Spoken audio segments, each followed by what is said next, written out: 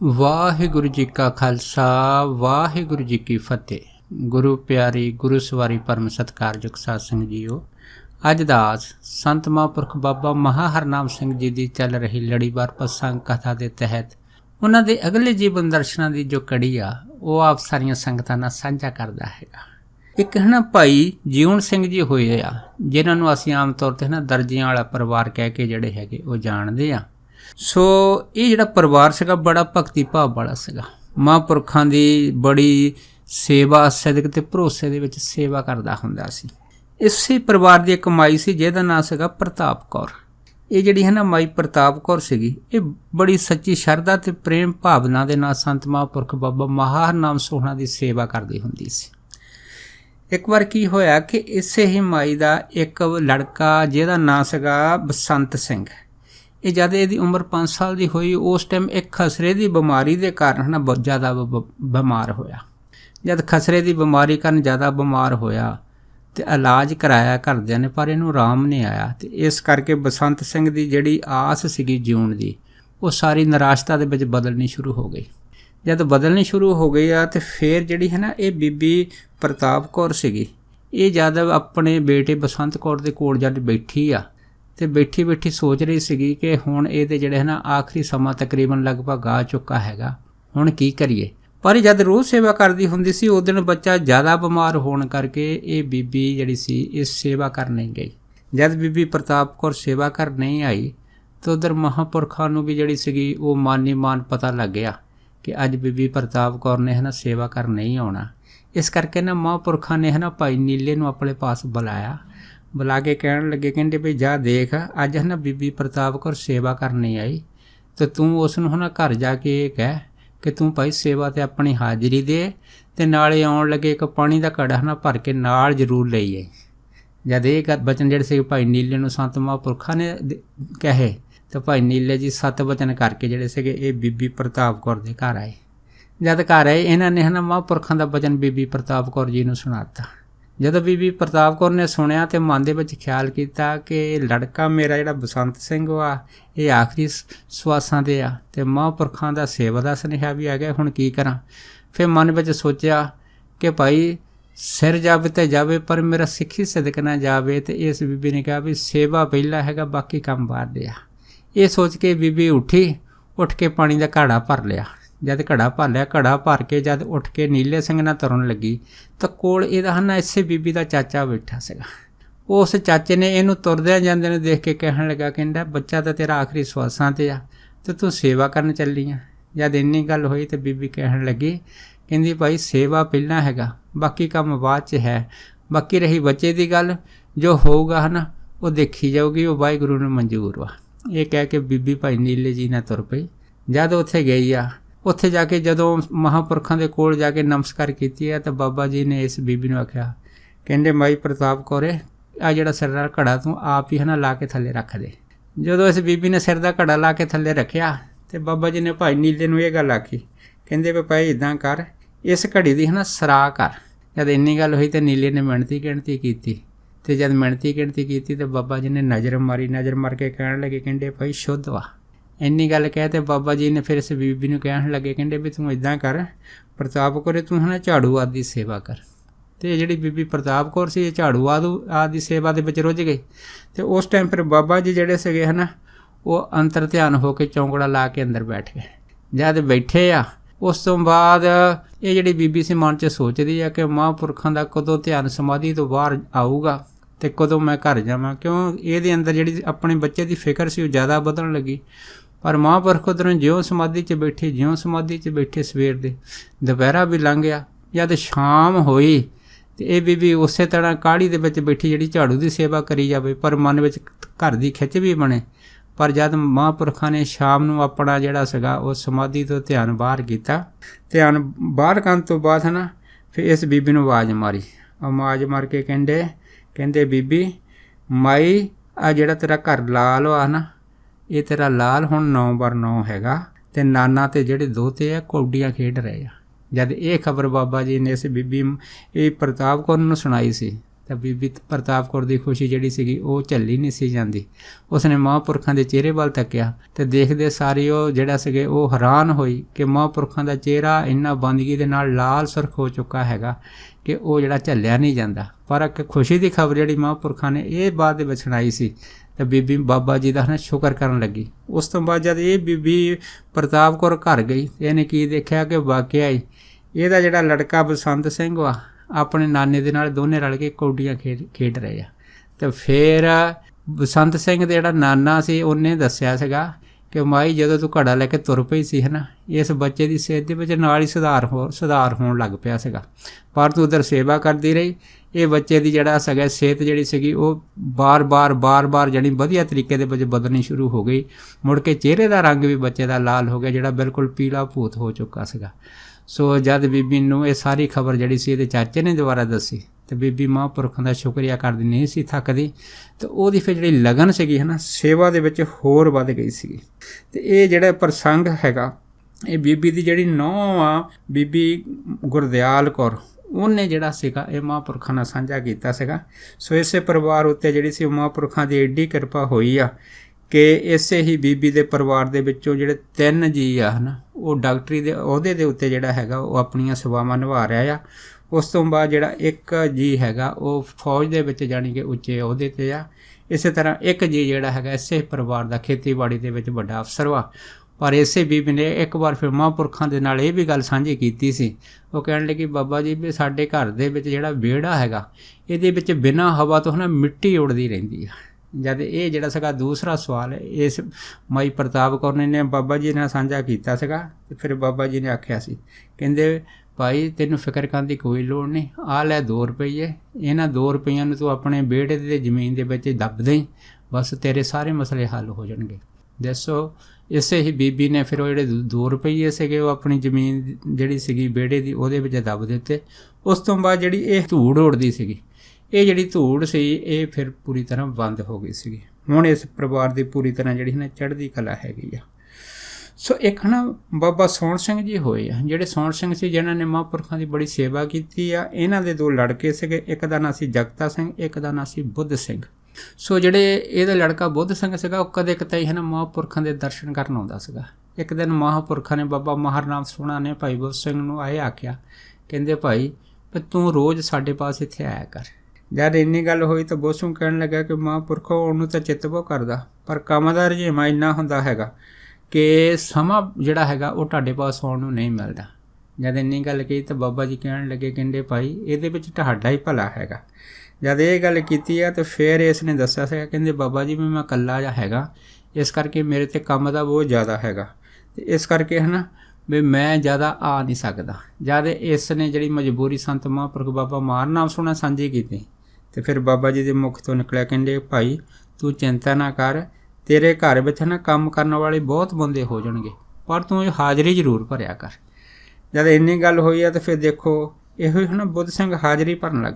ਜਦ ਹਾਜ਼ਰੀ ਭਰਨੀ ਨੇ ਮਹਾਂਪੁਰਖਾਂ ਦੇ ਬਚਨ ਬਲਾ ਸੁਣਨੇ ਪ੍ਰਸੰਨ ਹੋਣਾ, ਜੋ ਹੁਕਮ ਕਰਨਾ ਉਹਦੀ ਸੇਵਾ ਕਰਨੀ। ਇੱਕ ਦਿਨ ਬਾਬਾ ਜੀ ਪਾਸ ਬੈਠਾ ਸੀ, ਬਾਬਾ ਜੀ ਨੇ ਆਪਣੇ ਬੋਝੇ ਦੇ ਵਿੱਚੋਂ 2 ਰੁਪਈਏ ਕੱਢ ਕੇ ਨਾ ਭਾਈ ਬੁੱਧ ਸਿੰਘ ਨੂੰ ਕਹੇ, ਕਹਿੰਦੇ ਭਾਈ ਆ 2 ਰੁਪਈਏ ਤੂੰ ਆਪਣੇ ਕੋਲ ਰੱਖ ਲਾ। ਜਦ ਇੰਨੀ ਗੱਲ ਹੋਈ ਤਾਂ ਬੋਸੋਂ ਕਹਿਣ ਲੱਗਾ, ਕਹਿੰਦਾ ਮਹਾਂਪੁਰਖੋ ਵੀ ਤੁਹਾਨੂੰ ਜਿੰਨੀ ਵੀ ਸੰਗਤ ਵਾ ਜਾਂ ਸਾਧੂ ਸੇਠ ਹੋ ਆ ਕੇ ਪੈਸੇ ਆਪ ਜੀ ਦੇ ਚਰਨਾਂ ਦੇ ਵਿੱਚ ਰੱਖ ਕੇ ਮੱਥਾ ਟੇਕਦੇ ਆ ਅਤੇ ਤੁਸੀਂ ਮੈਨੂੰ ਜਿਹੜੇ 2 ਰੁਪਈਏ ਦਿੰਦੇ ਆ, ਮੈਂ ਤੁਹਾਡੇ ਤੋਂ 2 ਰੁਪਈਏ ਲੈਂਦਾ ਚੰਗਾ ਨਹੀਂ ਲੱਗਦਾ ਹੈਗਾ। ਜਦ ਇੰਨੀ ਗੱਲ ਹੋਈ ਤਾਂ ਬਾਬਾ ਜੀ ਚੁੱਪ ਕਰ ਗਏ, ਪਰ ਫਿਰ ਕਹਿਣ ਲੱਗੇ, ਕਹਿੰਦੇ ਭਾਈ ਰੱਖ ਲਾ ਅਤੇ ਇਹਦੇ ਵਿੱਚ ਤੇਰਾ ਹੀ ਭਲਾ ਹੈਗਾ। ਪਰ ਬੋਸੋਂ ਕਹਿਣ ਲੱਗਾ, ਨਹੀਂ ਮਹਾਂਪੁਰਖੋ ਮੈਂ ਪੈਸੇ ਨਹੀਂ ਰੱਖਣੇ। ਬਾਬਾ ਜੀ ਨੇ ਜਦ ਤੀਸਰੀ ਵਾਰ ਕਿਹਾ, ਇਹਨੇ ਤੀਸਰੀ ਵਾਰ ਫਿਰ ਵੀ ਨਾ ਜਿਹੜਾ ਸੀ ਸਿਰ ਮਾਰ ਦਿੱਤਾ। ਫਿਰ ਤਾਂ ਬਾਬਾ ਜੀ ਪੂਰੀ ਤਰ੍ਹਾਂ ਚੁੱਪ ਕਰ ਗਏ। ਜਦ ਚੁੱਪ ਕਰ ਗਏ ਤਾਂ ਪਰ ਇਹ ਬੋਸੋਂ ਆਉਂਦਾ ਰਿਹਾ। ਇੱਕ ਦਿਨ ਬਾਬਾ ਜੀ ਨੇ ਨਾ ਮੌਕਾ ਦੇਖ ਕੇ ਇਹ ਜਿਹੜੇ 2 ਰੁਪਈਏ ਸੀ ਇਹ ਬੋਸੋਂ ਦੇ ਨਾ ਚਾਦਰ ਦੇ ਲੜ ਬੰਨ੍ਹਦੇ। ਜਦ ਚਾਦਰ ਦੇ ਲੜ ਬੰਨੇ ਤਾਂ ਬੁੱਧ ਸਿੰਘ ਘਰ ਚਲੇ ਗਿਆ। ਜਦ ਘਰ ਗਿਆ ਅਤੇ ਜਦ ਰਾਤ ਨੂੰ ਸੌਣ ਦਾ ਟਾਈਮ ਹੋਇਆ ਅਤੇ ਬੋਸੋਂ ਨੇ ਜਦ ਆਪਣਾ ਬਿਸਤਰਾ ਝਾੜਿਆ ਅਤੇ ਇਹਦੀ ਜਿਹੜੀ ਚਾਦਰ ਸੀਗੀ ਉਹ ਚਾਦਰ ਦਾ ਜਿਹੜਾ ਕਿਨਾਰਾ ਜਿੱਥੇ ਪੈਸੇ ਬੰਨੇ ਸੀਗੇ ਉਹ ਪਾਵੇ ਨਾਲ ਟਕਰਾਇਆ। ਜਦ ਟਕਰਾਇਆ ਅਤੇ ਉਹ ਪੈਸੇ ਦਾ ਖੜਕਾ ਹੋਇਆ। ਜਦ ਪੈਸੇ ਦਾ ਖੜਕਾ ਹੋਇਆ ਤਾਂ ਭਾਈ ਬੋਸੋਂ ਨੇ ਦੇਖਿਆ ਕਿ ਇਹ ਖੜਕਾ ਕਾਹਦਾ ਹੋਇਆ। ਪਰ ਜਦ ਉਹਨੇ ਚਾਦਰ ਦੇਖੀ ਆ ਅਤੇ ਵਿੱਚ ਕੁਛ ਚੀਜ਼ ਬੰਨੀ ਹੋਈ ਸੀ। ਉਹਨੇ ਜਦੋਂ ਬੰਨੀ ਚੀਜ਼ ਖੋਲ੍ਹੀ ਤਾਂ ਕੀ ਦੇਖਿਆ, ਇਹਦੇ ਵਿੱਚ 2 ਰੁਪਈਏ। ਉਹਨੇ ਜਦ 2 ਰੁਪਈਏ ਦੇਖੇ ਤਾਂ ਮਨ 'ਚ ਸੋਚਿਆ ਵੀ ਇਹ ਤਾਂ 2 ਰੁਪਈਏ ਬਾਬਾ ਜੀ ਨੇ ਮੈਨੂੰ ਦੇਣੇ ਚਾਹੇ ਸੀ, ਮੈਂ ਨਾ ਕਰ ਦਿੱਤੀ। ਪਰ ਫਿਰ ਨੇ ਸੋਚਿਆ ਵੀ ਹਾਂ ਇਹ 2 ਰੁਪਏ ਬਾਬਾ ਜੀ ਨੇ ਮੇਰੀ ਚਾਦਰ ਦੇ ਲੜ ਦੇ ਵਿੱਚ ਬੰਨ੍ਹ ਦਿੱਤੇ। ਸੋ ਜਦ ਦਿਨ ਚੜ੍ਹਿਆ ਇਹ 2 ਰੁਪਏ ਲੈ ਕੇ ਫਿਰ ਜਿਹੜੇ ਸੀ ਮਹਾਂਪੁਰਖਾਂ ਦੇ ਪਾਸ ਭਾਈ ਬੋਸੋਂ ਚਲੇ ਗਿਆ। ਜਦ 2 ਰੁਪਏ ਲੈ ਕੇ ਗਿਆ ਤੇ ਬਾਬਾ ਜੀ ਨੂੰ ਆਖਿਆ, ਕਹਿੰਦੇ ਮਹਾਂਪੁਰਖੋ ਆਹ ਪੈਸੇ ਜਿਹੜੇ ਆ ਮੈਂ ਨਹੀਂ ਲੈਣੇ, ਤੁਸੀਂ ਇਹ ਪੈਸੇ ਮੋੜ ਲਓ, ਰੱਖ ਲਓ। ਜਦ ਇੰਨੀ ਗੱਲ ਹੋਈ ਤੇ ਬਾਬਾ ਜੀ ਨੇ ਫਿਰ ਜਦ ਦੇਖਿਆ ਕਿ ਇਹ ਮੰਨਦਾ ਨਹੀਂ, ਬਾਬਾ ਜੀ ਕਹਿਣ ਲੱਗੇ ਚੰਗਾ ਭਾਈ ਤੇਰੀ ਮਰਜ਼ੀ। ਪਰ ਫਿਰ ਬਾਬਾ ਜੀ ਨੇ ਇਹਨੂੰ ਇੱਕ ਦਿਨ ਕਿਹਾ, ਕਹਿੰਦੇ ਭਾਈ ਅਸੀਂ ਤਾਂ ਕੋਸ਼ਿਸ਼ ਕੀਤੀ ਆ ਵੀ ਤੈਨੂੰ 2 ਪਿੰਡਾਂ ਦੀ ਸਰਦਾਰੀ ਬਖਸ਼ ਦਈਏ, ਤੇਰੇ ਨਾਲ ਅਸੀਂ ਵਚਨ ਕੀਤਾ ਸੀਗਾ ਕਿ ਤੇਰੇ ਘਰ ਦੇ ਜਿਹੜੇ ਪਰਿਵਾਰਕ ਜੀ ਹੈਗੇ ਆ ਉਹ ਵੱਧ ਜਾਣਗੇ ਤੇ ਉਹਨਾਂ ਕੋਲ ਕੰਮ ਇੰਨਾ ਹੋਗਾ ਕਿ ਤੈਨੂੰ ਕੰਮ ਕਰਨ ਦੀ ਲੋੜ ਨਹੀਂ। ਪਰ ਅਸੀਂ ਤੇਰੇ ਨਾਲ ਵਚਨ ਕਰਕੇ ਮਨ 'ਚ ਇਹ ਸੋਚੇ ਵੀ ਜੇ ਜੀ ਵੱਧ ਗਏ ਤਾਂ ਫਿਰ ਜ਼ਮੀਨ ਵੀ ਵਧਣੀ ਚਾਹੀਦੀ ਆ, ਇਸ ਕਰਕੇ 2 ਪਿੰਡਾਂ ਦੀ ਜ਼ਮੀਨ ਸਾਰੀ ਜਿਹੜੀ ਆ ਉਹ ਅਸੀਂ ਤੈਨੂੰ ਦੇਣਾ ਚਾਹੁੰਦੇ ਸੀ, ਪਰ ਤੂੰ ਇਹਨੂੰ ਪੈਸੇ ਸਮਝ ਕੇ ਜਿਹੜੀ ਉਹ ਨਾ ਕਰ ਦਿੱਤੀ ਆ। ਪਰ ਅਸੀਂ ਜਿਹੜੀ ਸੀਗੀ ਇਹ ਤੈਨੂੰ 2 ਪਿੰਡਾਂ ਦੀ ਜ਼ਮੀਨ ਜਿਹੜੀ ਸੀ ਇਹਨਾਂ ਪੈਸਿਆਂ ਦੇ ਰੂਪ ਦੇ ਵਿੱਚ ਦਿੰਦੇ ਸੀਗੇ। ਪਰ ਹੁਣ ਸਮਾਂ ਜਿਹੜਾ ਉਹ ਨਿਕਲ ਚੁੱਕਾ ਹੈਗਾ। ਜੇ ਇਹ ਵਚਨ ਸੁਣ ਕੇ ਫਿਰ ਭਾਈ ਬੁੱਧ ਸੂਹਣੀ ਜਿਹੜੇ ਸੀਗੇ ਮਨ ਵਿੱਚ ਬੜੇ ਹੈਰਾਨ ਵੀ ਹੋਏ ਤੇ ਮਨ ਦੇ ਵਿੱਚ ਜਿਹੜਾ ਵਕਤ ਗਵਾ ਗਿਆ ਸੀ ਇਹਦੇ ਉੱਤੇ ਆਪਣੇ ਮਨ ਦੀ ਜੋ ਸ਼ਰਮਿੰਦਗੀ ਸੀਗੀ ਜਾਂ ਜੋ ਪਛਤਾਵਾ ਸੀਗਾ ਉਹ ਮਨ ਹੀ ਮਨ ਜਿਹੜੇ ਸੀਗੇ ਅੰਦਰ ਜਰਦੇ ਗਏ। ਪਰ ਉਹ ਸਮਾਂ ਹੁੰਦਾ ਹੈਗਾ ਕਿ ਉਹ ਕੋਈ ਬਿਰਲਾ ਹੀ ਆ ਜਿਹੜਾ ਮਹਾਂਪੁਰਖਾਂ ਦੇ ਇਸ ਭੇਤ ਇਸ ਸਮੇਂ ਨੂੰ ਜਿਹੜਾ ਸੰਭਾਲ ਸਕਦਾ ਹੈਗਾ। ਸੋ ਇੱਕ ਸੇਵਕ ਜਿਹਦਾ ਨਾਂ ਹੈਗਾ ਸੇਠ ਗੌਰੀਆ ਮੱਲ। ਇਹ ਜਿਹੜੇ ਸੇਠ ਗੌਰੀਆ ਮੱਲ ਸੀ ਇਹ ਵੀ ਮਹਾਂਪੁਰਖਾਂ ਦੀ ਸੇਵਾ ਕਰਦੇ ਸੀਗੇ, ਬੜੇ ਭਰੋਸੇ ਵਾਲੇ ਸੀ ਤੇ ਪਹਿਰਾ ਦਿੰਦੇ ਹੁੰਦੇ ਸੀ ਮਹਾਂਪੁਰਖਾਂ ਦੇ। ਜਦ ਉੱਥੇ ਅਸਥਾਨ 'ਤੇ ਪਹਿਰੇ ਦੇਣ ਦੀ ਸੇਵਾ ਕਰਦੇ ਹੁੰਦੇ ਸੀਗੇ ਤੇ ਇੱਕ ਦਿਨ ਮਹਾਂਪੁਰਖ ਨੇ ਇਹਨੂੰ ਕਿਹਾ, ਕਹਿੰਦੇ ਭਾਈ ਅੱਜ ਤੂੰ ਪਹਿਰੇ 'ਤੇ ਜ਼ਰੂਰ ਆ ਜੀ। ਜਦ ਇੰਨੀ ਗੱਲ ਕਹੀ ਤਾਂ ਸੇਠ ਗੌਰੀਆ ਮੱਲ ਨੇ ਬਾਬਾ ਜੀ ਨੂੰ ਕਹਿ ਤਾ ਵੀ ਮੈਨੂੰ ਇੱਕ ਘਰੇਲੂ ਬੜਾ ਜ਼ਰੂਰੀ ਕੰਮ ਪੈ ਗਿਆ ਵੀ ਜਿਸ ਕਰਕੇ ਮੈਂ ਅੱਜ ਆ ਨਹੀਂ ਸਕਦਾ। ਤੇ ਬਾਬਾ ਜੀ ਕਹਿਣ ਲੱਗੇ ਚੱਲ ਅਗਰ ਤੈਨੂੰ ਬਹੁਤ ਜ਼ਰੂਰੀ ਕੰਮ ਤਾਂ ਆਪਣੀ ਜਗ੍ਹਾ ਕੋਈ ਬੰਦਾ ਭੇਜ ਦੇ। ਇਹਨੇ ਕਿਹਾ ਚੱਲ ਠੀਕ ਆ ਬਾਬਾ ਜੀ ਮੈਂ ਆਪਣੀ ਜਗ੍ਹਾ ਕੋਈ ਬੰਦਾ ਭੇਜ ਦਿੰਦਾ ਹੈਗਾ। ਇਸ ਨੇ ਇੱਕ ਆਪਣਾ ਜਿਹੜਾ ਕੋਈ ਸਹਿਯੋਗੀ ਬੰਦਾ ਸੀ ਜਿਹਦਾ ਨਾਂ ਸੀਗਾ ਜੈ ਸਿੰਘ, ਉਹਨੂੰ ਪਹਿਰੇ 'ਤੇ ਭੇਜਣ ਵਾਸਤੇ ਜਿਹੜਾ ਸੀਗਾ ਆਪਣੇ ਕੋਲ ਬੁਲਾਇਆ। ਜਦ ਜੈ ਸਿੰਘ ਕੋਲ ਆਇਆ ਤੇ ਸੇਠ ਗੌਰੀਆ ਮੱਲ ਨੇ ਜੈ ਸਿੰਘ ਨੂੰ ਕਹਿ ਦਿੱਤਾ, ਕਹਿੰਦੇ ਵੀ ਤੂੰ ਅੱਜ ਟਿੱਲੇ ਦੇ ਉੱਪਰ ਜਾ ਕੇ ਮੇਰੀ ਜਗ੍ਹਾ ਪਹਿਰਾ ਦੇਣਾ ਹੈਗਾ। ਜਦ ਇੰਨੀ ਗੱਲ ਹੋਈ ਤਾਂ ਫਿਰ ਜੈ ਸਿੰਘ ਜੀ ਵੀ ਟਾਲ ਮਟੋਲ ਜੀ ਕਰਨ ਲੱਗ ਪਿਆ। ਇਹ ਉਹਨੂੰ ਕਹਿਣ ਲੱਗਾ, ਕਹਿੰਦਾ ਵੀ ਮੇਰੀ ਘਰ ਵਾਲੀ ਜਿਹੜੀ ਜਗ੍ਹਾ ਰਾਤ ਨੂੰ ਘਰ 'ਚ ਇਕੱਲੀ ਹੁੰਦੀ ਤੇ ਇਕੱਲੀ ਡਰਦੀ ਰਹਿੰਦੀ, ਇਸ ਕਰਕੇ ਮੇਰਾ ਰਾਤ ਨੂੰ ਜਾਣਾ ਜਿਹੜਾ ਜ਼ਿਆਦਾ ਮੁਸ਼ਕਿਲ ਹੈ। ਜਦ ਇੰਨੀ ਗੱਲ ਹੋਈ ਤਾਂ ਸੇਠ ਗੌਰੀਆ ਮੱਲ ਕਹਿਣ ਲੱਗੇ, ਕਹਿੰਦੇ ਚੱਲ ਤੂੰ ਇੱਦਾਂ ਕਰ, ਆ ਲੈ ਕਹਿੰਦੇ 4 ਆਨੇ ਤੇ ਤੂੰ ਆਪਣੀ ਘਰ ਵਾਲੀ ਦੇ ਕੋਲ ਜਿਹੜਾ ਹੈਗਾ ਕਿਸੇ ਹੋਰ ਬੀਬੀ ਨੂੰ ਸੁਲਾ ਦੇ, ਪਰ ਤੂੰ ਪਹਿਰੇ 'ਤੇ ਜ਼ਰੂਰ ਜਾ। ਇਹ 4 ਆਨੇ ਲੈ ਕੇ ਫਿਰ ਜਿਹੜਾ ਜੈ ਸਿੰਘ ਸੀਗਾ ਮਨ ਹੀ ਮਨ ਖੁਸ਼ ਹੋਇਆ। ਇਹ ਬਾਬਾ ਜੀ ਦੇ ਢਿੱਲੇ ਦੇ ਉੱਤੇ ਪਹਿਰਾ ਦੇਣ ਚਲੇ ਗਿਆ। ਜਦ ਪਹਿਰਾ ਦੇਣ ਗਿਆ ਜਾ ਕੇ ਮੱਥਾ ਟੇਕਿਆ, ਬਾਬਾ ਜੀ ਨੇ ਪੁੱਛਿਆ ਦੱਸੋ ਮਹਾਂਪੁਰਖੋ ਕੀ ਕੰਮ ਕਰੀਏ। ਤੇ ਬਾਬਾ ਜੀ ਕਹਿਣ ਲੱਗੇ, ਕਹਿੰਦੇ ਭਾਈ ਇੱਦਾਂ ਕਰ, ਆਹ ਜਿਹੜੀ ਕੰਧ ਵਾ ਬਸ ਇਸ ਕੰਧ ਦੇ ਕੋਲ ਆਰਾਮ ਦੇ ਨਾਲ ਬੈਠ ਜਾ, ਬਸ ਹੋਰ ਕਿਤੇ ਨਹੀਂ ਜਾਣਾ ਹੈਗਾ, ਤੈਂ ਇੰਨਾ ਹੀ ਕੰਮ ਰਾਤ ਨੂੰ ਕਰਨਾ। ਭਾਈ ਜੈ ਸਿੰਘ ਜਿਹੜੇ ਸੀਗੇ ਇਹ ਕੰਧ ਦੇ ਕੋਲ ਢੋਲ ਲਾ ਕੇ ਬੈਠ ਗਏ। ਜਦ ਬੈਠ ਕੇ ਜਦ ਅੱਧੀ ਰਾਤ ਹੋਈ ਤਾਂ ਇਹਨੇ ਕੀ ਦੇਖਿਆ ਕਿ ਬਾਬਾ ਜੀ ਦੇ ਅਸਥਾਨ ਦੇ ਬਾਅਦ ਇੱਕ ਬਹੁਤ ਸਾਰੀ ਜਿਹੜੀ ਡਰਾਉਣੀ ਚੀਜ਼ ਹੈ ਜਿਹਨੇ ਮੂੰਹ ਦੇ ਵਿੱਚ ਉਂਗਲਾਂ ਪਾਈਆਂ ਉਹ ਸਾਹਮਣੇ ਬਹੁਤ ਵੱਡੀ ਦੇਹ ਕਰਕੇ ਪ੍ਰਗਟ ਹੋ ਗਈ। ਜਦ ਦੇਹ ਕਰਕੇ ਪ੍ਰਗਟ ਹੋਈ ਤਾਂ ਭਾਈ ਜੈ ਸਿੰਘ ਜਿਹੜਾ ਸੀ ਥੱਲਿਓਂ ਲੈ ਕੇ ਉੱਪਰ ਤੱਕ ਕੰਬ ਗਿਆ। ਮਨ ਵਿੱਚ ਸੋਚਿਆ ਕਿ ਮੈਂ ਸੁਪਨਾ ਦੇਖਦਾ ਕਿ ਅਸਲੀਅਤ ਹੈਗੀ ਆ, ਇਹ ਕੀ ਚੀਜ਼ ਹੋ ਸਕਦੀ ਆ। ਜਦ ਮਨ ਦੇ ਵਿੱਚ ਇਹ ਇੰਨਾ ਭੈਪੁੱਤ ਹੋਇਆ ਕਿ ਇਹਦਾ ਸਰੀਰ ਉਸ ਚੀਜ਼ ਨੂੰ ਦੇਖ ਕੇ ਕੰਬਣ ਲੱਗ ਪਿਆ। ਤੇ ਫਿਰ ਅਚਨਚੇਤ ਬਾਬਾ ਜੀ ਜਦ ਕੁਟੀਆ 'ਚੋਂ ਬਾਹਰ ਆਏ ਤੇ ਆ ਕੇ ਸਿੱਧੇ ਇਹਦੇ ਪਾਸ ਆ ਕੇ ਕਹਿਣ ਲੱਗੇ, ਕਹਿੰਦੇ ਕੀ ਗੱਲ ਕਿਤੇ ਅੱਜ ਡਰ ਤਾਂ ਨਹੀਂ ਗਿਆ। ਫਿਰ ਇਹਨੇ ਦੱਸਿਆ ਕਿ ਨਹੀਂ ਬਾਬਾ ਜੀ ਆਪ ਦੇ ਹੁੰਦੇ ਹੋਏ ਮੈਂ ਕੀ ਡਰਨਾ। ਪਰ ਨਾਲ ਹੀ ਜਿਹੜੀ ਸੀ ਬਾਬਾ ਜੀ ਨੂੰ ਦੱਸ ਦਿੱਤਾ, ਬਾਬਾ ਜੀ ਆਪ ਦਾ ਜੋ ਸਥਾਨ ਉਹਦੇ ਬਾਹਰ ਇੱਕ ਬੜੀ ਭਿਆਨਕ ਚੀਜ਼ ਜਿਹੜੀ ਸੀ ਉਹ ਇਸ ਤਰ੍ਹਾਂ ਖੜੀ ਸੀ।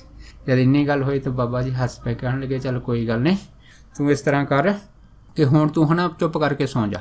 ਜਦ ਇੰਨੀ ਗੱਲ ਹੋਈ ਤਾਂ ਭਾਈ ਜੈ ਸਿੰਘ ਜੀ ਸੌਂ ਗਏ। ਜਦ ਦਿਨ ਚੜ੍ਹਿਆ ਤੇ ਭਾਈ ਜੈ ਸਿੰਘ ਦੇ ਜਿਹੜੇ ਸਾਥੀ ਸੀਗੇ ਜਿਹੜੇ 4 ਆਨੇ ਲੈ ਕੇ ਜਿਹੜੇ ਸੀਗੇ ਉਹ ਆਪਣਾ ਕੰਮ ਧੰਦਾ ਕਰਦੇ ਸੀ, ਉਹ ਢਿੱਲੇ ਉੱਤੇ ਆ ਕੇ ਜੈ ਸਿੰਘ ਨੂੰ ਕਹਿੰਦੇ ਵੀ ਚੱਲ ਚਲੀਏ ਆਪਾਂ ਆਪਣੇ ਕੰਮ ਦੀ ਦਿਹਾੜੀ ਲਾਈਏ। ਜਦ ਇੰਨੀ ਗੱਲ ਹੋਈ ਤੇ ਬਾਬਾ ਜੀ ਤੋਂ ਜਿਹੜਾ ਸੀਗਾ ਜੈ ਸਿੰਘ ਡਰਦਾ ਮਰ ਰਿਹਾ ਉਹਦੇ ਨਾਲ ਜਾਵੇ ਨਾ। ਜਦ ਜਾਵੇ ਨਾ ਤਾਂ ਬਾਬਾ ਜੀ ਜਿਹੜੇ ਸੀਗੇ ਉੱਠ ਕੇ ਫਿਰ ਭਾਈ ਜੈ ਸਿੰਘ ਦੇ ਕੋਲ ਆ ਗਏ ਭਾਈ ਜੈ ਸਿੰਘ ਨੂੰ ਕਹਿਣ ਲੱਗੇ, ਕਹਿੰਦੇ ਵੀ ਆ ਜਿਹੜੇ ਬੰਦੇ ਤੇਰੇ ਕੋਲ ਕੀ ਕਹਿੰਦੇ ਆ। ਤਾਂ ਭਾਈ ਜੈ ਸਿੰਘ ਕਹਿੰਦੇ ਵੀ ਸਾਡੇ ਨਾਲ ਦਿਹਾੜੀ 'ਤੇ ਚਲੇ ਜਾ। ਬਾਬਾ ਜੀ ਕਹਿਣ ਲੱਗੇ ਅੱਛਾ ਦਿਹਾੜੀ 'ਤੇ ਕਿੰਨੇ ਪੈਸੇ ਮਿਲਦੇ ਆ। ਇਹਨੇ ਕਹਿਤਾ ਜੀ 4 ਆਨੇ ਮਿਲਦੇ ਆ। ਫਿਰ ਬਾਬਾ ਜੀ ਕਹਿਣ ਲੱਗੇ ਲੈ ਪਈਆ ਲੈ 4 ਆਨੇ, ਪਰ ਸਾਡੇ ਹੁਕਮ ਤੋਂ ਬਗੈਰ ਤੁਸੀਂ ਇੱਥੇ ਜਾਣਾ ਨਹੀਂ। ਜਿਹਦੇ ਕਰਕੇ ਭਾਈ ਜੈ ਸਿੰਘ ਜਿਹੜੇ ਸੀ ਦੁਬਾਰਾ ਫਿਰ ਟਿੱਲੇ ਦੇ ਉੱਤੇ ਬੈਠ ਗਏ। ਜਦ ਟਿੱਲੇ ਦੇ ਬੈਠੇ ਇੰਨੇ ਨੂੰ ਬਾਬਾ ਜੀ ਦਾ ਇੱਕ ਸੇਵਕ ਜਿਹਦਾ ਨਾਂ ਭਾਈ ਚੜ੍ਹਤ ਸਿੰਘ ਸੀਗਾ ਉਹ ਆ ਗਿਆ। ਜਦ ਉਹ ਆ ਗਿਆ ਤਾਂ ਬਾਬਾ ਜੀ ਨੇ ਭਾਈ ਜੈ ਸਿੰਘ ਨੂੰ ਆਵਾਜ਼ ਮਾਰੀ, ਕਹਿਣ ਲੱਗੇ ਕਿ ਮੇਰਾ ਸੇਵਕ ਚੜ੍ਹਤ ਸਿੰਘ ਪਹੁੰਚ ਗਿਆ, ਹੁਣ ਤੂੰ ਘਰ ਜਾ ਸਕਦਾ ਹੈਗਾ। ਦੇਖੋ ਜੈ ਸਿੰਘ ਜਿਹੜੇ ਸੀ ਟਿੱਲੇ ਤੋਂ ਘਰ ਨੂੰ ਚਲੇ ਗਏ ਤੇ ਚੜ੍ਹ ਸਿੰਘ ਜਿਹੜੇ ਸੀ ਉਹ ਸੇਵਾ ਦੇ ਵਿੱਚ ਹਾਜ਼ਰ ਹੋ ਗਏ। ਜਦ ਭਾਈ ਚੜ੍ਹ ਸਿੰਘ ਜੀ ਬੈਠੇ ਤੇ ਭਾਈ ਚੜ੍ਹ ਸਿੰਘ ਦਾ ਇੱਕ ਲੜਕਾ ਜਿਹੜਾ ਸੀਗਾ ਉਹ ਚੜ੍ਹ ਸਿੰਘ ਦੇ ਕੋਲ ਆ ਗਿਆ। ਜਦ ਇਹਦਾ ਲੜਕਾ ਜਿਹੜਾ ਸੀ ਚੜ੍ਹ ਸਿੰਘ ਦੇ ਕੋਲ ਆਇਆ ਤੇ ਉਹਨੇ ਆਪਣੇ ਪਿਤਾ ਚੜ੍ਹ ਸਿੰਘ ਨੂੰ ਆਖਿਆ, ਕਹਿੰਦਾ ਵੀ ਘਰ ਜਿਹੜੀ ਹੈ ਨਾ ਮੱਝ ਹੈਗੀ ਦੁੱਧ ਨਹੀਂ ਦਿੰਦੀ ਤੇ ਇਸ ਕਰਕੇ ਮਾਂ ਨੇ ਤੁਹਾਨੂੰ ਘਰ ਬੁਲਾਇਆ ਹੈਗਾ ਕਿ ਤੁਸੀਂ ਹੈ ਨਾ ਘਰ ਜਾ ਕੇ ਆਪਣੀ ਮੱਝ ਚੁਵਾ ਲਓ। ਜਦ ਇਹਦਾ ਪੁੱਤਰ ਜਿਹਦਾ ਨਾਮ ਜਿਹੜਾ ਦੀਵਾਨ ਸਿੰਘ ਸੀਗਾ ਉਹਨੇ ਚੜ੍ਹ ਸਿੰਘ ਨੂੰ ਆਖਿਆ ਤੇ ਫਿਰ ਚੜ੍ਹ ਸਿੰਘ ਕਹਿਣ ਲੱਗਾ, ਕਹਿੰਦਾ ਚੱਲ ਠੀਕ ਆ ਕਿਉਂਕਿ ਘਰ ਦੇ ਵਿੱਚ ਦੁੱਧ ਵੀ ਬੜਾ ਜ਼ਰੂਰੀ ਆ। ਤੇ ਫਿਰ ਚੜ੍ਹ ਸਿੰਘ ਕਹਿਣ ਲੱਗਾ ਆਪਣੇ ਪੁੱਤਰ ਦੀਵਾਨ ਸਿੰਘ ਨੂੰ, ਕਹਿੰਦਾ ਵੀ ਤੂੰ ਇੱਦਾਂ ਕਰ, ਮੇਰੀ ਜਗ੍ਹਾ ਤੂੰ ਪਹਿਰੇ 'ਤੇ ਬੈਠ ਜਾਣਾ, ਪਰ ਇੱਥੋਂ ਜਦ ਤੱਕ ਬਾਬਾ ਜੀ ਤੈਨੂੰ ਆਗਿਆ ਨਹੀਂ ਦਿੰਦੇ ਹੈ ਨਾ ਤੈਂ ਘਰ ਨਹੀਂ ਆਉਣਾ ਹੈਗਾ, ਤੂੰ ਇੱਥੇ ਪੱਕਾ ਪਹਿਰੇ 'ਤੇ ਰਹਿਣਾ ਹੈਗਾ। ਤੇ ਜਿਹੜਾ ਦੀਵਾਨ ਸਿੰਘ ਸੀਗਾ ਉਹਨੇ ਹਾਂ ਦੇ ਵਿੱਚ ਸਿਰ ਹਿਲਾਤਾ ਤੇ ਇੱਧਰ ਭਾਈ ਜਿਹੜਾ ਚੜ੍ਹ ਸਿੰਘ ਸੀਗਾ ਇਹ ਮੱਝ ਚੁਵਾਉਣ ਵਾਸਤੇ ਹੈ ਨਾ ਘਰ ਚਲਾ ਗਿਆ। ਜਦ ਘਰ ਚਲਾ ਗਿਆ ਤੇ ਇਹਦਾ ਲੜਕਾ ਦੀਵਾਨ ਸਿੰਘ ਜਿਹੜਾ ਸੀ ਉਸੇ ਟਿੱਲੇ ਦੇ ਉੱਤੇ ਬੈਠਾ ਬੈਠਾ ਮਨ 'ਚ ਸੋਚੇ ਕਿ ਇੱਥੇ ਮੈਂ ਸਾਰੀ ਦਿਹਾੜੀ ਬੈਠਾ ਬੈਠਾ ਕੀ ਕਰੂੰਗਾ, ਬਾਕੀ ਇਹ ਜਿਹੜਾ ਸਾਧ ਹੈਗਾ ਅਸੀਂ ਸਾਧਾਂ ਤੋਂ ਕੀ ਲੈਣਾ ਹੈਗਾ। ਇਸ ਤਰ੍ਹਾਂ ਦੇ ਵਿਚਾਰ ਜਦੋਂ ਇਹਦੇ ਮਨ 'ਚ ਆਉਣੇ ਸ਼ੁਰੂ ਹੋ ਗਏ ਤੇ ਮਨ ਜਿਹੜਾ ਸੀਗਾ ਉੱਥੋਂ ਘਰ ਨੂੰ ਜਾਣ ਨੂੰ ਕਾਹਲਾ ਪੈ ਗਿਆ। ਜਦ ਦੀਵਾਨ ਸਿੰਘ ਦਾ ਮਨ ਘਰ ਨੂੰ ਜਾਣ ਨੂੰ ਕਾਹਲਾ ਪਿਆ ਤੇ ਇਹਨੇ ਕਿ ਆਲਾ ਦੁਆਲਾ ਦੇਖਿਆ ਕਿ ਮੈਨੂੰ ਕੋਈ ਦੇਖਦਾ ਨਹੀਂ, ਇਹ ਅੱਖ ਬਚਾ ਕੇ ਹੈ ਨਾ ਟਿੱਲੇ ਤੋਂ ਉਤਰ ਕੇ ਸਿੱਧਾ ਘਰ ਚਲਿਆ ਗਿਆ। ਜਦ ਘਰ ਗਿਆ ਤੇ ਉਹ ਘਰਦਿਆਂ ਆ ਕੇ ਇਹਨੇ ਘਰਦਿਆਂ ਨੂੰ ਇਹ ਨਹੀਂ ਦੱਸਿਆ ਕਿ ਮੈਂ ਉੱਥੋਂ ਚੋਰੀ ਬਾਬਾ ਜੀ ਦੇ ਟਿੱਲੇ ਤੋਂ ਨੱਸ ਕੇ ਨਾ ਘਰ ਆ ਗਿਆ। ਜਦ ਇਹਨੇ ਘਰਦਿਆਂ ਨੂੰ ਵੀ ਨਹੀਂ ਦੱਸਿਆ ਤੇ ਘਰਦਿਆਂ ਦੇ ਮਨ ਦੇ ਵਿੱਚ ਵੀ ਇਹ ਆਇਆ ਵੀ ਹੋ ਸਕਦਾ ਬਾਬਾ ਜੀ ਨੇ ਇਹਨੂੰ ਜਿਹੜਾ ਸੀਗਾ ਸੇਵਾ ਤੋਂ ਮੁਕਤ ਕਰਕੇ ਥੱਲੇ ਭੇਜ ਦਿੱਤਾ ਹੋਵੇ। ਪਰ ਜਦ ਰਾਤ ਹੋਈ ਆ ਇਹ ਜਿਹੜਾ ਚੜ੍ਹ ਸਿੰਘ ਦਾ ਲੜਕਾ ਦੀਵਾਨ ਸਿੰਘ ਸੀਗਾ ਹਨ, ਇਹਨੇ ਕੀ ਦੇਖਿਆ ਕਿ ਬਹੁਤ ਸਾਰੀਆਂ ਡਰਾਉਣੀਆਂ ਸ਼ਕਲਾਂ ਵਾਲੇ ਬੜੇ ਭਿਆਨਕੀਆਂ ਜਿਹੜੇ ਸੀਗੇ ਉਹ ਦ੍ਰਿਸ਼ ਇਸ ਨੂੰ ਹੈ ਨਾ ਨਜ਼ਰ ਆਉਣੇ ਸ਼ੁਰੂ ਹੋ ਗਏ। ਜਦ ਡਰਾਉਣੀਆਂ ਸ਼ਕਲਾਂ ਵਾਲੇ ਬੜੇ ਭਿਆਨਕ ਦ੍ਰਿਸ਼ ਇਸ ਦੇ ਲੜਕੇ ਦੀਵਾਨ ਸਿੰਘ ਨੇ ਦੇਖਣੇ ਸ਼ੁਰੂ ਕੀਤੇ ਤੇ ਇਹਨੇ ਚੀਕਾਂ ਮਾਰਨੀਆਂ ਸ਼ੁਰੂ ਕਰਤੀਆਂ। ਜਦ ਚੀਕਾਂ ਮਾਰਨੀਆਂ ਸ਼ੁਰੂ ਕੀਤੀਆਂ ਤਾਂ ਘਰ ਦੇ ਜਿਹੜੇ ਸਾਰੇ ਰਾਤ ਨੂੰ ਘਬਰਾ ਗਏ। ਜਦ ਘਬਰਾ ਗਏ ਤਾਂ ਉਹਨੇ ਫਿਰ ਹੈ ਨਾ ਆਪਣੇ ਲੜਕੇ ਦੀਵਾਨ ਸਿੰਘ ਨੂੰ ਪੁੱਛਿਆ ਵੀ ਤੈਨੂੰ ਹੋਇਆ ਕੀ ਆ।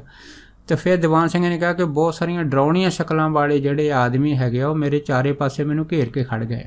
ਜਦ ਇੰਨੀ ਗੱਲ ਹੋਈ ਆ ਤੇ ਫਿਰ ਚੜ੍ਹ ਸਿੰਘ ਜਿਹੜੇ ਸੀ ਸਿਆਣੇ ਸੀ ਉਹਨਾਂ ਨੂੰ ਬਾਬਾ ਜੀ ਦੀ ਯਾਦ ਆਈ ਤੇ ਉਹਨਾਂ ਨੇ ਮਨ 'ਚ ਸੋਚਿਆ ਕਿ ਇਸ ਤਰ੍ਹਾਂ ਤਾਂ ਸਾਡੇ ਨਾਲ ਕਦੀ ਹੋਇਆ ਨਹੀਂ। ਉਹਨੇ ਫਿਰ ਦੀਵਾਨ ਸਿੰਘ ਨੂੰ ਪੁੱਛਿਆ, ਕਹਿੰਦੇ ਵੀ ਤੂੰ ਜਦੋਂ ਸੇਵਾ 'ਤੇ ਗਿਆ ਸੀਗਾ ਤੇ ਬਾਬਾ ਜੀ ਨੇ ਆਗਿਆ ਦਿੱਤੀ ਸੀ ਵੀ ਤੂੰ ਘਰ ਆ ਜਾ। ਫਿਰ ਇਹਦੇ ਲੜਕੇ ਦੀਵਾਨ ਸਿੰਘ ਨੇ ਦੱਸਿਆ ਸੀਗਾ ਕਿ ਮੈਂ ਕੋਈ ਆਗਿਆ ਨਹੀਂ ਸੀ ਲਈ, ਮੈਂ ਤਾਂ ਚੁੱਪ ਕਰਕੇ ਅੱਖ ਬਚਾ ਕੇ ਜਿਹੜਾ ਸੀ ਟਿੱਲੇ ਤੋਂ ਨੱਠ ਕੇ ਘਰ ਆ ਗਿਆ ਸੀਗਾ। ਜਦ ਇੰਨੀ ਗੱਲ ਹੋਈ ਤੇ ਫਿਰ ਚੜ੍ਹ ਸਿੰਘ ਨੂੰ ਪਤਾ ਲੱਗਿਆ ਕਿ ਇਹਨੇ ਮਹਾਂਪੁਰਖਾਂ ਦੀ ਜਿਹੜੀ ਸੇਵਾ ਉਹ 'ਚ ਅਵਗਿਆ ਕੀਤੀ ਆ, ਇਹ ਭੁੱਲ ਹੋਈ ਹੈ ਜਿਸ ਕਰਕੇ ਇਹ ਸਾਰਾ ਕੁਛ ਇਹਦੇ ਨਾਲ ਵਾਪਰਿਆ ਹੈ। ਫਿਰ ਭਾਈ ਚੜ੍ਹ ਸਿੰਘ ਸਾਰਾ ਪਰਿਵਾਰ ਜਿਹੜਾ ਸੀਗਾ ਇਹ ਦੀਵਾਨ ਸਿੰਘ ਆਪਣੇ ਲੜਕੇ ਨੂੰ ਲੈ ਕੇ ਬਾਬਾ ਜੀ ਦੇ ਟਿੱਲੇ 'ਤੇ ਗਿਆ। ਜਦ ਟਿੱਲੇ 'ਤੇ ਗਿਆ ਤੇ ਉੱਥੇ ਸਾਰੀ ਗੱਲਬਾਤ ਬਾਬਾ ਜੀ ਨੇ ਸਾਂਝੀ ਕੀਤੀ। ਫਿਰ ਬਾਬਾ ਜੀ ਨੇ ਹੱਸ ਕੇ ਹੈ ਨਾ ਦੀਵਾਨ ਸਿੰਘ ਨੂੰ ਆਖਿਆ, ਕਹਿੰਦੇ ਤੂੰ ਕੀ ਕਹਿੰਦਾ ਸੀਗਾ ਕਿ ਸਾਧਾ ਕੋ ਕੀ ਲੈਣਾ ਹੈਗਾ, ਹੁਣ ਕਾਹਤੇ ਇੱਧਰ ਨੱਠਾ ਆਇਆ। ਜਦ ਇੰਨੀ ਗੱਲ ਹੋਈ ਤਾਂ ਸਾਰਾ ਪਰਿਵਾਰ ਇੱਥੇ ਚੁੱਪ ਕਰ ਗਿਆ। ਫਿਰ ਬਾਬਾ ਜੀ ਨੇ ਕਿਹਾ ਕਿ ਚਲੋ ਕੋਈ ਗੱਲ ਨਹੀਂ, ਜੋ ਹੋਇਆ ਸੋ ਹੋਇਆ, ਪਰ ਹੁਣ ਗੁਰੂ ਭਲੇ ਹੀ ਕਰੇਗਾ। ਫਿਰ ਬਾਬਾ ਜੀ ਨੇ ਆਪਣੀ ਮੱਟੀ 'ਚੋਂ ਕੱਢ ਕੇ ਜਲ ਜਿਹੜਾ ਸੀਗਾ ਚੜ੍ਹ ਸਿੰਘ ਨੂੰ ਪਿਲਾਇਆ ਤੇ ਫਿਰ ਇਹਨਾਂ ਨੂੰ ਵਿਦਾ ਕਰਕੇ ਜਿਹੜਾ ਸੀਗਾ ਉਹ ਘਰ ਤੋਰ ਦਿੱਤਾ ਸੀਗਾ। ਸੋ ਇਸੇ ਤਰ੍ਹਾਂ ਹੈ ਨਾ ਇੱਕ ਭਾਈ ਮਹਿਤਾਬ ਸਿੰਘ ਜੀ ਹੋਏ ਆ, ਇਹ ਵੀ ਹੈ ਨਾ ਬਾਬਾ ਜੀ ਦੇ ਦੁੱਧ ਦੀ ਸੇਵਾ ਕਰਦੇ ਹੁੰਦੇ ਸੀ। ਜਦੋਂ ਸੇਵਾ ਕਰਦੇ ਹੁੰਦੇ ਸੀ ਉਹਨਾਂ ਟਾਈਮਾਂ ਦੇ ਵਿੱਚ ਹੈ ਨਾ ਪਲੇਗ ਦੀ ਬਿਮਾਰੀ ਦਾ ਬੜਾ ਜ਼ੋਰ ਸੀਗਾ ਤੇ ਜਿਹਦੇ ਕਰਕੇ ਮਹਿਤਾਬ ਸਿੰਘ ਦਾ ਇੱਕ ਲੜਕਾ ਜਿਹਦਾ ਨਾਂ ਹੈ ਨਾ ਭਾਈ ਅਰਜਨ ਸਿੰਘ ਸੀਗਾ, ਇਹ ਹੈ ਨਾ ਪਲੇਗ ਦੀ ਬਿਮਾਰੀ ਵਿੱਚ ਬਿਮਾਰ ਹੋ ਗਿਆ। ਜਦ ਬਿਮਾਰ ਹੋ ਗਿਆ ਤੇ ਇਹਦੇ ਮਨ ਵਿੱਚ ਆਇਆ ਕਿ ਹੁਣ ਤਾਂ ਜਿਹੜਾ ਇਲਾਜ ਉਹ ਬਾਬਾ ਜੀ ਤੋਂ ਸਿਵਾਏ ਕੋਈ ਕਰ ਨਹੀਂ ਸਕਦਾ। ਇਸ ਕਰਕੇ ਜਦੋਂ ਇਹ ਜਿਹੜਾ ਸੀਗਾ ਦੁਬਾਰਾ ਬਾਬਾ ਜੀ ਦੀ ਸੇਵਾ ਦੇ ਵਿੱਚ ਦੁੱਧ ਲੈ ਕੇ ਹਾਜ਼ਰ ਹੋਇਆ ਤੇ ਉਸ ਟਾਈਮ ਹਨ ਜਿਹੜੇ ਬਾਬਾ ਜੀ ਸੀਗੇ ਇਹ ਆਪਣੇ ਇੱਕ ਪ੍ਰੇਮੀ ਦੇ ਨਾਲ ਜਿਹੜੇ ਸੀ ਉਹ ਭਵਿੱਖ ਵਚਨ ਕਰ ਰਹੇ ਸੀਗੇ। ਜਦ ਉਸ ਪ੍ਰੇਮੀ ਨੀਲੇ ਦੇ ਨਾਲ ਭਵਿੱਖ ਵਚਨ ਕਰਦੇ ਸੀ ਉਹਦੇ ਵਿੱਚ ਬਾਬਾ ਜੀ ਨੇ ਜਾਣੀ ਕਿ ਜਿਹੜੇ ਸੀ ਇਹ ਉਹਨੂੰ ਨੀਲੇ ਨੂੰ ਕਹਿ ਰਹੇ ਸੀਗੇ ਕਿ ਅਗਰ ਕੋਈ ਸਮਾਂ ਇਸ ਤਰ੍ਹਾਂ ਦਾ ਆ ਜਾਵੇ ਕਿ ਮਨੁੱਖ ਇੰਨਾ ਸਿਆਣਾ ਹੋ ਜਾਵੇ, ਇੰਨੀ ਸਿਆਣਪ ਵਰਤੇ ਕਿ ਉਹਦੇ ਕੋਲ ਕੋਈ ਐਸੀ ਤਕਨੀਕ ਆ ਜਾਵੇ ਕਿ ਮੁਰਦਿਆਂ ਵਿੱਚ ਵੀ ਜਾਨ ਪਾ ਦੇਵੇ, ਤਾਂ ਉਸ ਟਾਈਮ ਜਿਹੜੇ ਲੋਕੀ ਹਨ ਉਹ ਬਿਲਕੁਲ ਰੱਬ ਨੂੰ ਭੁੱਲ ਜਾਣਗੇ। ਜਦ ਇੰਨੀ ਗੱਲ ਹੋਈ ਸੀ ਤੇ ਭਾਈ ਨੀਲੇ ਨੇ ਆਖਿਆ ਸੀਗਾ ਕਿ ਅਗਰ ਇਸ ਤਰ੍ਹਾਂ ਮੁਰਦੇ ਜੀਂਦੇ ਹੋਣ ਲੱਗੇ ਫਿਰ ਤਾਂ ਲੋਕਾਂ ਦਾ ਵਿਸ਼ਵਾਸ ਜਿਹੜਾ ਹੈ ਨਾ ਬਾਬੇ ਨਾਨਕ ਦੇ ਨਾਲ ਬਿਲਕੁਲ ਟੁੱਟ ਜਾਊਗਾ। ਜਦ ਇੰਨੀ ਗੱਲ ਹੋਈ ਤਾਂ ਬਾਬਾ ਜੀ ਨੇ ਆਖਿਆ ਸੀ, ਕਹਿੰਦੇ ਨਹੀਂ ਭਾਈ, ਫਿਰ ਵੀ ਕੋਈ ਬਿਰਲੇ ਆਦਮੀ ਰਹਿਣਗੇ ਜਿਹੜੇ ਹਨ ਰੱਬ ਦੇ ਨਾਮ ਦੇ ਨਾਲ ਜੁੜੇ ਰਹਿਣਗੇ, ਪਰ ਬਹੁਤ ਸਾਰੇ ਲੋਕਾਂ ਦਾ ਜਿਹੜਾ ਵਿਸ਼ਵਾਸ ਹੈ ਨਾ ਉਹ ਪਰਮੇਸ਼ਰ ਦੇ ਪ੍ਰਤੀ ਬਿਲਕੁਲ ਉਲਟ ਹੋ ਜਾਊਗਾ। ਜਦੋਂ ਇਸ ਤਰ੍ਹਾਂ ਦਾ ਵਿਸ਼ਵਾਸ ਉਲਟ ਹੋ ਜਾਊਗਾ, ਅਗਰ ਇਸ ਤਰ੍ਹਾਂ ਦੀ ਕੋਈ ਤਕਨੀਕ ਜਿਹੜੀ ਹੈ ਦੁਨੀਆ ਦੇ ਵਿੱਚ ਆਈ, ਪਰ ਉਸ ਟਾਈਮ ਫਿਰ ਸਮਝ ਲਓ ਦੁਨੀਆ ਦਾ ਜਿਹੜਾ ਹੈ ਨਾ ਉਹ ਅੰਤ ਹੋ ਜਾਊਗਾ। ਜਦ ਬਾਬਾ ਜੀ ਇਸ ਪ੍ਰਕਾਰ ਦੇ ਕੁਛ ਜਿਹੜੇ ਪ੍ਰਸ਼ਨ ਸੀਗੇ ਭਾਈ ਨੀਲੇ ਜੀ ਨਾਲ ਸਾਂਝੇ ਕਰ ਰਹੇ ਸੀ, ਉਸ ਟਾਈਮ ਫਿਰ ਭਾਈ ਮਹਿਤਾਬ ਸਿੰਘ ਜਿਹੜੇ ਸੀਗੇ ਪ੍ਰਸ਼ਨ ਚੁੱਪ-ਚਾਪ ਕਰਕੇ ਸੁਣਦੇ ਰਹੇ। ਉਸ ਤੋਂ ਬਾਅਦ ਫਿਰ ਭਾਈ ਮਹਿਤਾਬ ਸਿੰਘ ਨੇ ਆਪਣੇ ਲੜਕੇ ਦੀ ਜਿਹੜੀ ਬੇਨਤੀ ਸੀਗੀ ਅਰਜਨ ਸਿੰਘ ਬਿਮਾਰ ਦੀ, ਉਹ ਬਾਬਾ ਜੀ ਦੇ ਚਰਨਾਂ ਪਾਸ ਕਰਤੀ। ਜਦ ਬਾਬਾ ਜੀ ਦੇ ਚਰਨਾਂ ਪਾਸ ਕੀਤੀ, ਬਾਬਾ ਜੀ ਜਿਹੜੇ ਸੀ ਇਹਦੀ ਬੇਨਤੀ ਸੁਣਦੇ ਜਿਹੜੇ ਸੀਗੇ ਉਹਨਾਂ ਨੇ ਆਪਣੇ ਧਿਆਨ ਦੇ ਵਿੱਚ ਜੁੜ ਗਏ। ਜਦ ਧਿਆਨ 'ਤੇ ਜੁੜੇ ਆ, ਫਿਰ 3 ਘੰਟੇ ਸਮਾਧੀ 'ਚ ਬੈਠੇ ਰਹੇ ਆ। ਜਦ 3 ਘੰਟੇ ਸਮਾਧੀ ਵਿੱਚ ਬੈਠੇ ਰਹੇ, 3 ਘੰਟੇ ਸਮਾਧੀ ਤੋਂ ਬਾਅਦ ਫਿਰ ਬਾਬਾ ਜੀ ਨੇ ਜਦ ਨੇਤਰ ਖੋਲ੍ਹੇ ਤਾਂ ਫਿਰ ਭਾਈ ਮਹਿਤਾਬ ਸਿੰਘ ਨੂੰ ਆਖਿਆ, ਕਹਿੰਦੇ ਭਾਈ ਸ਼ੁੱਧ ਹੈ, ਤੁਸੀਂ ਹੁਣ ਆਪਣੇ ਘਰ ਚਲੇ ਜਾਓ। ਜਿਹੜੀ ਤੁਹਾਡੀ ਮਾਈ ਆ ਉਹ ਕਹਿੰਦੇ ਉਹ ਬੱਚੇ ਨੂੰ ਪਿਲਾਉਣ ਵਾਸਤੇ ਦੁੱਧ ਠੰਡਾ ਕਰ ਰਹੀ ਹੈ ਤੇ ਤੁਹਾਡੇ ਜਾਏ 'ਤੇ ਪਿਲਾਏਗੀ। ਜਦ ਭਾਈ ਮਹਿਤਾਬ ਸਿੰਘ ਜਿਹੜੇ ਸੀਗੇ ਉਹ ਮਨ 'ਚ ਪ੍ਰਸੰਨ ਹੋ ਕੇ ਮਹਾਂਪੁਰਖਾਂ ਤੋਂ ਆਗਿਆ ਲੈ ਕੇ ਜਦ ਘਰ ਗਏ ਤਾਂ ਉਹਨਾਂ ਨੇ ਕੀ ਦੇਖਿਆ, ਵਾਕਿਆ ਜਿਹੜੀ ਮਾਈ ਆ ਇਹਨਾਂ ਦੀ, ਉਹ ਆਪਣੇ ਜਿਹੜਾ ਇਹਨਾਂ ਦਾ ਲੜਕਾ ਅਰਜਨ ਸਿੰਘ ਬਿਮਾਰ ਸੀ, ਜਿਹੜਾ ਬਿਲਕੁਲ ਉਸ ਟਾਈਮ ਤੰਦਰੁਸਤ ਹੋ ਗਿਆ ਸੀਗਾ, ਉਹਦੇ ਨੂੰ ਦੁੱਧ ਪਿਲਾਉਣ ਵਾਸਤੇ ਦੁੱਧ ਠੰਡਾ ਕਰ ਰਹੀ ਸੀ। ਅਤੇ ਫਿਰ ਜਿਹੜਾ ਸੀ ਭਾਈ ਮਹਿਤਾਬ ਸਿੰਘ ਨੇ ਮਹਾਂਪੁਰਖਾਂ ਦਾ ਲੱਖ ਲੱਖ ਸ਼ੁਕਰ ਕੀਤਾ ਅਤੇ ਫਿਰ ਹੋਰ ਵੀ ਸੇਵਾ ਜਿਹੜੀ ਉਤਸ਼ਾਹ ਦੇ ਨਾਲ ਕਰਨੀ ਸ਼ੁਰੂ ਕਰ ਦਿੱਤੀ ਸੀ। ਇਸ ਤਰ੍ਹਾਂ ਇੱਕ ਸੰਤ ਧੰਨਾ ਸਿੰਘ ਜੀ ਹੋਏ ਆ। ਇਹ ਜਿਹੜੇ ਸੰਤ ਧੰਨਾ ਸਿੰਘ ਸੀ, ਇਹ ਰੋੜਾ ਹੇੜੀ ਪਿੰਡ ਦੇ ਨਜ਼ਦੀਕ ਰਹਿੰਦੇ ਸੀਗੇ ਅਤੇ ਇਹ ਚੰਗੇ ਮਹਾਂਪੁਰਖ ਸੀ, ਵਿਦਵਾਨ ਸੀਗੇ, ਭਜਨ ਸਿਮਰਨ ਵੀ ਕਰਦੇ ਹੁੰਦੇ ਸੀਗੇ। ਇੱਕ ਵਾਰ ਕੀ ਹੋਇਆ, ਜਦ ਅੰਮ੍ਰਿਤ ਵੇਲਾ ਹੋਇਆ ਅਤੇ ਇਹ ਇਸ਼ਨਾਨ ਕਰਨ ਟਿੱਲੇ ਦੇ ਲਾਗੇ ਜਿਹੜਾ ਤਲਾਅ ਸੀ ਉਹਦੇ ਵਿੱਚ ਆਏ। ਜਦ ਉਹਦੇ ਵਿੱਚ ਅੰਮ੍ਰਿਤ ਵੇਲੇ ਹਨੇਰੇ ਇਸ਼ਨਾਨ ਕਰਨ ਆਏ ਤਾਂ ਇੱਧਰ ਟਿੱਲੇ ਦੇ ਉੱਪਰ ਸੰਤ ਮਹਾਂਪੁਰਖ ਜਿਹੜੇ ਸੀ ਬਾਬਾ ਮਹਾਰਨਾਮ ਸਿੰਘ ਹੋਣਾ ਨੇ ਇੱਕ ਸੰਸਕ੍ਰਿਤ ਦਾ ਸ਼ਲੋਕ ਪੜ੍ਹਿਆ। ਉਸ ਸ਼ਲੋਕ ਦੇ ਵਿੱਚ ਮਹਾਂਪੁਰਖਾਂ ਨੇ ਉਸ ਨੂੰ ਇਹ ਸਮਝਾਉਣ ਦੀ ਕੋਸ਼ਿਸ਼ ਕੀਤੀ ਕਿ ਪੂਰੇ ਗੁਰਬਿਨ ਮੁਕਤ ਨਾ ਹੋਏ, ਕਿ ਪੂਰੇ ਗੁਰੂ ਤੋਂ ਬਗੈਰ ਮੁਕਤੀ ਨਹੀਂ ਹੁੰਦੀ। ਅਤੇ ਜਦ ਇਸ ਤਰ੍ਹਾਂ ਦਾ ਜਿਹੜਾ ਸ਼ਲੋਕ ਸੀ ਸੰਸਕ੍ਰਿਤ ਦਾ ਪੜ੍ਹਿਆ ਹੈਗਾ ਕਿ ਬਿਨ ਸਤਿਗੁਰ ਮੁਕਤ ਨਾ ਪਾਵੇ, ਜਦ ਇਹ ਜਿਹੜੀ ਗੱਲ ਸੀਗੀ ਮਹਾਂਪੁਰਖਾਂ ਨੇ ਦੱਸੀ, ਪਰ ਜਿਹੜੇ ਸੰਤ ਧੰਨਾ ਸਿੰਘ ਸੀ ਉਹਨਾਂ ਨੇ ਵੀ ਇਹਦਾ ਜਵਾਬ ਜਿਹੜਾ ਸੀ ਸੰਸਕ੍ਰਿਤ ਸ਼ਲੋਕ ਦੇ ਵਿੱਚ ਜਿਹੜਾ ਸੀ ਮਹਾਂਪੁਰਖਾਂ ਨੂੰ ਦਿੱਤਾ, ਜਿਹਦਾ ਭਾਵ ਇਹ ਸੀ ਕਿ ਕੋਈ ਜਨ ਹਰਸ਼ੋਂ ਦੇਵੇ ਜੋੜ।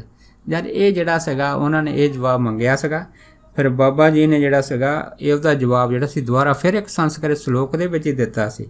ਉਹਦੇ ਵਿੱਚ ਬਾਬਾ ਜੀ ਨੇ ਉਹਨੂੰ ਇਹ ਸਮਝਾਇਆ ਸੀਗਾ ਕਿ ਹੁਕਮ ਮੰਨੇ ਹੋਵੇ ਪ੍ਰਵਾਨ ਤਾਂ ਖਸਮੇ ਕਾ ਮੈਲ ਪਾਈ ਸੀ। ਜਦ ਇਹ ਗੱਲ ਜਿਹੜੀ ਸੀ ਬਾਬਾ ਜੀ ਨੇ ਉਸ ਨੂੰ ਸ਼ਲੋਕਾਂ ਦੇ ਸਵਾਲਾਂ ਦਾ ਜਵਾਬ ਸ਼ਲੋਕਾਂ ਦੇ ਵਿੱਚ ਦਿੱਤਾ ਸੀਗਾ। ਫਿਰ ਸੰਤ ਧੰਨਾ ਸਿੰਘ ਸੀ ਜਦੋਂ ਇਹ ਇਸ਼ਾਰਾ ਜਿਹੜਾ ਸਮਝ ਕੇ ਫਿਰ ਟਿੱਲੇ ਦੇ ਉੱਤੇ ਆਏ, ਆ ਕੇ ਇਹਨਾਂ ਨੇ ਬਾਬਾ ਜੀ ਨੂੰ ਨਮਸਕਾਰ ਕੀਤੀ। ਜਦ ਚਰਨਾਂ 'ਚ ਮੱਥਾ ਟੇਕਿਆ ਅਤੇ ਫਿਰ ਬਾਬਾ ਜੀ ਨੇ ਇਹਨੂੰ ਜਿਹੜਾ ਸੀਗਾ ਇਹ ਗੱਲ ਆਖੀ, ਕਹਿੰਦੇ ਭਾਈ ਨਾਮ ਦੀ ਵਰਖਾ, ਨਾਮ ਦੀ ਕਿਰਪਾ ਤੇਰੇ 'ਤੇ ਜਿਹੜੇ ਹੈ ਜਲਦੀ ਹੋ ਜਾਊਗੀ, ਬਸ ਅਗਰ ਤੂੰ ਇਸ ਹੁਕਮ 'ਤੇ ਬਚਨ 'ਤੇ ਪਹਿਰਾ ਦਊਂਗਾ। ਫਿਰ ਇਹਨਾਂ ਨੇ ਪੁੱਛਿਆ ਸੀ ਕਿ ਦੱਸੋ ਮੈਨੂੰ ਕੀ ਸੇਵਾ ਕਰਨੀ, ਮੇਰਾ ਕੀ ਹੁਕਮ ਆ। ਅਤੇ ਫਿਰ ਬਾਬਾ ਜੀ ਨੇ ਆਖਿਆ ਸੀਗਾ ਕਿ ਇੱਕ ਦਿਨ ਜਾ ਕੇ ਤੁਸੀਂ ਪ੍ਰਸ਼ਾਦਾ ਜਿਹੜਾ ਹੈਗਾ ਉਹ ਗਜਾ ਕਰਕੇ ਜਿਹੜਾ ਸੀਗਾ ਉਹ ਨਗਰ ਤੋਂ ਲਿਆਉਣਾ ਹੈਗਾ। ਬਸ ਉਸੇ ਹੀ ਪ੍ਰਸ਼ਾਦੇ ਨੂੰ ਫਿਰ ਤੁਸੀਂ 7 ਦਿਨ ਵਰਤਣਾ। ਅਤੇ 7 ਦਿਨ ਬਾਬਾ ਜੀ ਨੇ ਇਹਨਾਂ ਨੂੰ ਫਿਰ ਮੂਲ ਮੰਤਰ ਨਾਮ ਜਪਣ ਦੀ ਵਿਧੀ ਸਮਝਾਤੀ ਸੀ। ਜਦ ਇਸ ਤਰ੍ਹਾਂ ਸੰਤ ਧੰਨਾ ਸਿੰਘ ਸੀ ਜਦੋਂ ਇਸ ਤਰ੍ਹਾਂ ਜਿਹੜਾ ਸੀਗਾ ਉਹ ਮਹਾਂਪੁਰਖਾਂ ਦਾ ਬਚਨ ਕਮਾਉਣ ਲੱਗੇ ਤਾਂ ਫਿਰ ਸੰਤ ਧੰਨਾ ਸਿੰਘ ਹੋਣਾ 'ਤੇ ਛੇਤੀ ਕਿਰਪਾ ਹੋ ਗਈ ਸੀ। ਜਦੋਂ ਸੰਤ ਧੰਨਾ ਸਿੰਘ ਜਿਹੜੇ ਸੀ ਇਸ ਦੇ ਵਿੱਚੋਂ ਪਾਸ ਹੋ ਗਏ ਸੀ, ਫਿਰ ਮਹਾਂਪੁਰਖਾਂ ਨੇ ਇਹਨਾਂ ਨੂੰ ਆਖਿਆ ਸੀਗਾ ਕਿ ਤੁਸੀਂ ਹੁਣ ਆਪਣਾ ਇੱਕ ਅਲੱਗ ਸਥਾਨ ਬਣਾਵੋ, ਉਸ ਅਸਥਾਨ 'ਤੇ ਜਾ ਕੇ ਤੁਸੀਂ ਨਾਮ ਬਾਣੀ ਦਾ ਪ੍ਰਚਾਰ ਕਰੋ। ਫਿਰ ਇਹਨੇ ਪੁੱਛਿਆ ਸੀਗਾ ਕਿ ਦੱਸੋ ਅਸੀਂ ਕਿੱਥੇ ਸਥਾਨ ਬਣਾਈਏ। ਫਿਰ ਬਾਬਾ ਜੀ ਨੇ ਇਸ਼ਾਰਾ ਦਿੱਤਾ ਸੀ, ਕਹਿੰਦੇ ਵੀ ਤੁਸੀਂ ਭਾਈ ਰੂਪੇ ਚਲੇ ਜਾਓ। ਇਹ ਜਿਹੜਾ ਭਾਈ ਰੂਪਾ ਹੈਗਾ ਫੂਲ ਤਹਿਸੀਲ ਦੇ ਵਿੱਚ ਪੈਂਦਾ ਹੈਗਾ। ਪਰ ਬਾਬਾ ਜੀ ਨੇ ਨਾਲ ਇਹ ਵੀ ਇਹਨਾਂ ਨੂੰ ਆਖਿਆ ਸੀਗਾ ਕਿ ਉਸ ਸਥਾਨ ਦੇ ਉੱਤੇ ਤੁਸੀਂ ਕੋਈ ਕਰਾਮਾਤ ਨਹੀਂ ਦਿਖਾਲਣੀ, ਕਿਉਂਕਿ ਕਰਾਮਾਤ ਦਿਖਾਲਣ ਦਾ ਤੁਹਾਨੂੰ ਕੋਈ ਹੁਕਮ ਨਹੀਂ ਹੈਗਾ। ਸੋ ਇੰਝ ਸਮਝਾ ਕੇ ਮਹਾਂਪੁਰਖਾਂ ਨੇ ਸੰਤ ਧੰਨਾ ਸਿੰਘ ਹੁਣਾਂ ਨੂੰ ਨਿਹਾਲ ਕਰਕੇ ਜਿਹੜਾ ਸੀਗਾ ਆਪਣੇ ਅਸਥਾਨ ਤੋਂ ਜਿਹੜਾ ਸੀਗਾ ਤੋਰ ਦਿੱਤਾ ਸੀ। ਸੋ ਦਾਸ ਇੰਨੇ ਹੀ ਬਚਨ ਮਹਾਂਪੁਰਖਾਂ ਦੇ ਸਾਂਝੇ ਕਰਦਾ ਹੋਇਆ ਖਿਮਾ ਦਾ ਜਾਚਕ ਹੈ ਜੀ। ਹੋਈਆਂ ਬੇਅੰਤ ਭੁੱਲਾਂ ਚੁੱਕਾਂ ਦੀ ਖਿਮਾ ਬਖਸ਼ਣੀ, ਸੋ ਫਤਿਹ ਬੁਲਾਓ। ਵਾਹਿਗੁਰੂ ਜੀ ਕਾ ਖਾਲਸਾ, ਵਾਹਿਗੁਰੂ ਜੀ ਕੀ ਫਤਿਹ।